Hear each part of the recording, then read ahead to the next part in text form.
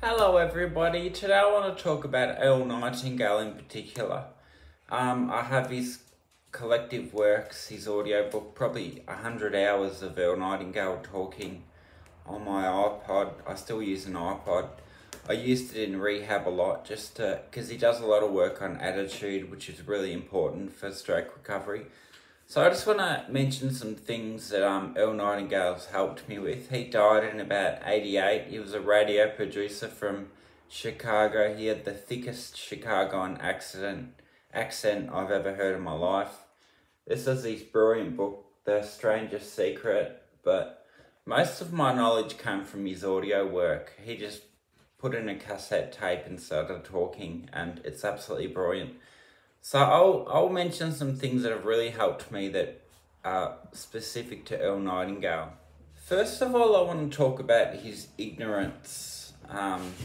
He died in 88. He wasn't in academia. He was a radio host and an author, somewhat of a philosopher. He was very well read. So he wasn't in academia, so people didn't pay too much attention to him, but he's a brilliant man, and it's a real shame that he died because his best work may have been ahead of him. So when I talk about Earl's ignorance, I'm not ragging on him at any way. It's just he didn't know this stuff, but he was still able to teach people without knowing it. So things he didn't know about medical science.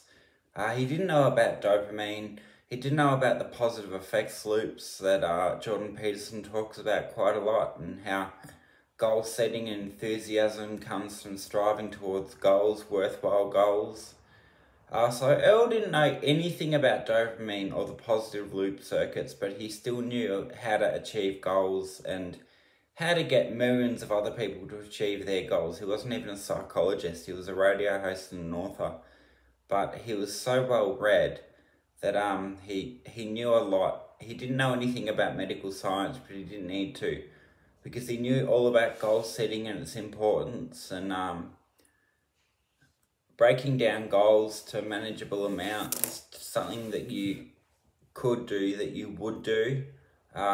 Jordan Peterson mentions that a lot. There's something that you could do, but would you do it? Earl Nightingale was talking about that at around 1955. Earl was a big believer in you become what you think about, and the way he explains it is that doctors go through many years of difficult study thinking about being a doctor, and they become a doctor. Lawyers think about being lawyers, they become lawyers. So you really do become what you think about. I thought about making a YouTube channel on stroke recovery or recovery in general, and I'm doing it. So you do become what you think about, whether you like it or not. He also touches on success, attitude, and happiness. With happiness, one of his quotes that I absolutely love is that those only are happy that have their minds fixed upon something other than their own happiness. Now that was written in 58, and you can bring that out into 2023. It's still applicable.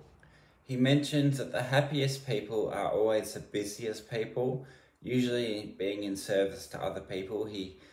Earl knew the incredible importance of service to other people, how much happiness comes from service to other people. And even Jordan Peterson mentions this. He took this work quite a lot further than Earl did. He said, "I defy you to find a better feeling than doing something for somebody else," and that's absolutely accurate. Earl also mentioned an attitude test. Now, I'm not sure if he came up with this, but it's brilliant. I love attitude. I've done videos on attitude and how important it is to get better from stroke. So Earl's attitude test goes like this. Answer this with a yes or no question. How has life treated you up until this point?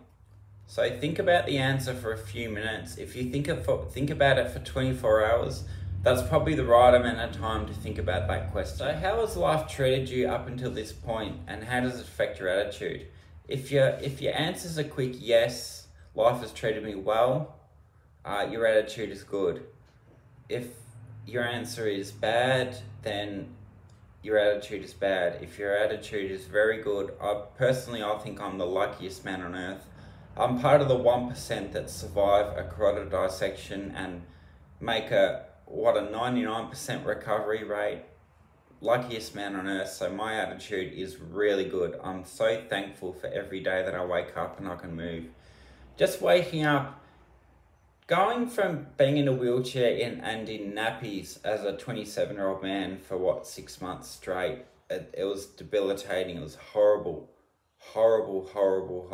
So when I wake up these days, I'm 7 years post-stroke, and I can just walk to go to the toilet. I'm happy. Walking is an absolute pleasure for me.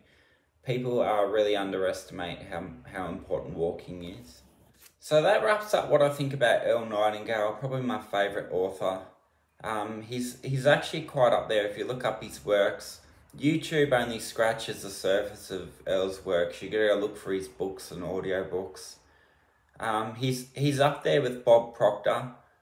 They were good friends before he died, so he's really up there as far as being well read and just knowing what to do, knowing how to lead people. And I just absolutely love his ignorance to neuroscience, but he still knew about goal setting and its importance. I'm not sure how he did that. Did he have a crystal ball? I don't think he did have a crystal ball. He was just so well read. He had a library consisting of thousands of books, every one of which he read, and he really read them. So I think that's how he got his answer. But his ignorance to medical science just proves that he was on the right track. He didn't know about dopamine or the positive loop circuits or anything to do with goal setting.